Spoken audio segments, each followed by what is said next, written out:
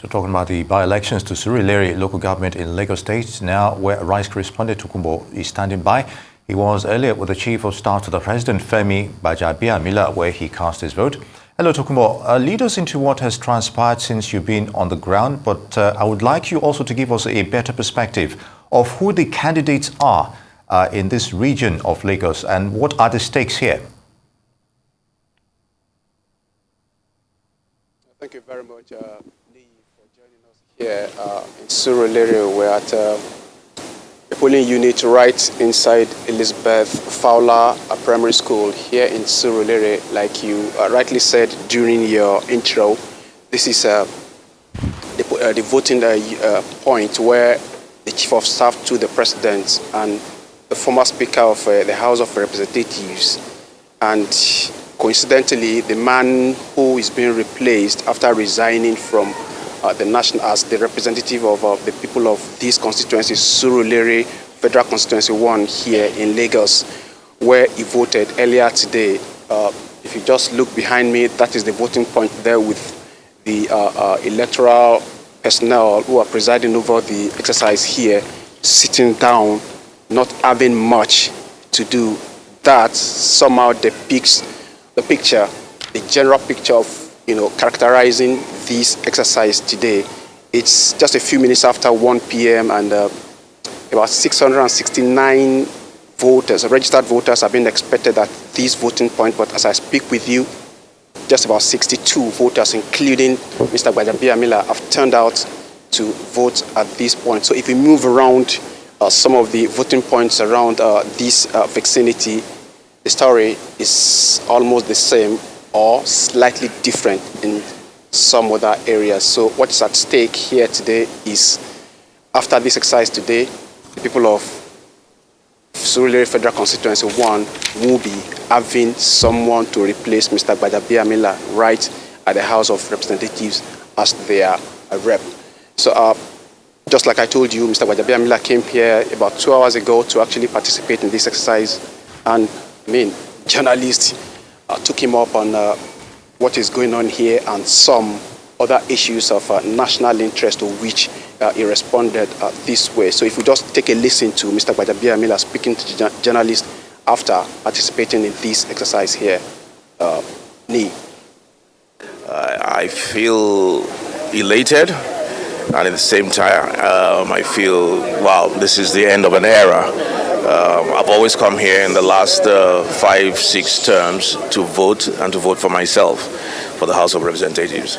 And now it's surreal that I'm coming back here for the 7th time to vote for somebody else to represent my party, Fuad Laguda.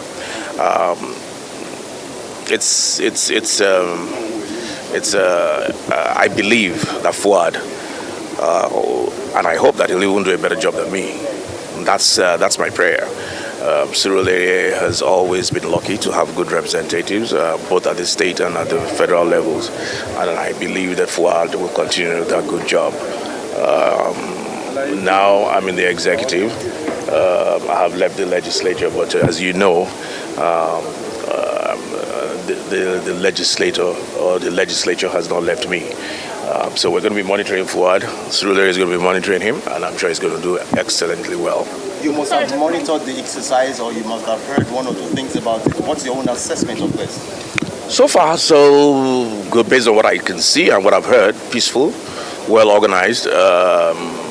It's a by-election, so perhaps the turnout may not be as other elections where there are other interests at stake. But so far, so good. Very peaceful and well organized. For anybody who's taking my seat, well, my advice is just to be focused on what they're doing. Legislative work comes with a lot of dedication, commitment, and experience. It may be very difficult initially, but once you put your head down and have the focus, have the people's interest, national interest at heart, you'll do well. You'll do well. Nigerians are going through economic hardship. Same thing is going on in other parts of the world. Nigeria is not isolated. It's even in the most advanced democracy. these things are happening. The shocks that are being received left, right, center, from the east, from the west, from the south, things that are universal. But we're concerned with Nigeria. Let's forget about the other countries. We're concerned with Nigerians, and I want to encourage people. It's been, around about 6-7 months of this government. The gestation period is about now. So moving forward, I believe that things will begin to take a turn. Like has always been said, it's for it to get better. Some people will say it has to get bad. Things have been very difficult because of the fundamentals that we're missing in the first place. It is those fundamentals, those economic fundamentals that this government is putting into place. You talk about subsidy removal. Everybody, there was a national concession. Everybody agreed that subsidy had to go. Unification of the Naira. Everybody agreed that had to be done. So those are the fundamentals that we're now putting in place, and the benefits will be reaped later on. And it's not going to be immediate. It's not going to be immediate, but the president that we have, I mean, you know him, I know him. He's done it before, over and over again. He knows what he's doing, and I believe at the end of the day, everything will work out fine. Like he's always said, he has a perfect analogy. You carry your baby as a woman for 9 months. And those 9 months are difficult, very uncomfortable. But when you have your baby and when you deliver your baby, you forget those 9 months because it's happiness, joy, everlasting. President and this administration is at the forefront. Security is about everybody. You need full cooperation. Go to America, go to Germany, go to South Africa, go to Ghana, you find the same thing. But for as long as you have somebody at the saddle who knows what he's doing, who is concerned, which the president is, I believe that this also will be a thing of the past. It's something of concern to me and to everybody. But I believe all of us should be our brother's keepers. We should all check ourselves, support the president, support the administration. When you have insecurity, look at America, for example. There's insecurity every day in America. But people don't criticize the government. What they do is they rally around. When 9/11 happened, that was when you saw that there was a blur. The lines between parties were blurred. Everybody came together. There was a cohesion in the country, a national cohesion, to support that administration of George Bush at that time. Both Democrats, Republicans, Independents, they all came together. And that's the attitude we should have in Nigeria. Not finger-pointing or blame. Yes, point out constructively what the government needs to do that isn't doing. And that's why I said security is about everybody. Once we all come together and we put knock heads together, then we will defeat the terrorists, we will defeat the kidnappers. We still have you, Tokunbo. We just listened to the Chief of Staff, Mr. Femi Gbajabiamila, of course, talking extensively about the APC candidates. But can you talk to us about the remaining 11 political parties that are expected to participate in today's by-election?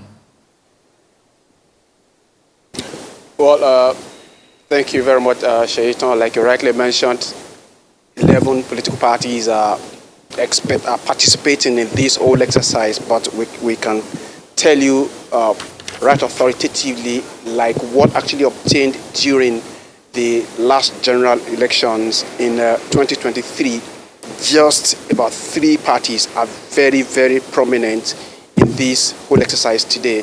Like you heard from Mr. Gbajabiamila there, the candidate of the All Progressives Congress is the person of Mr.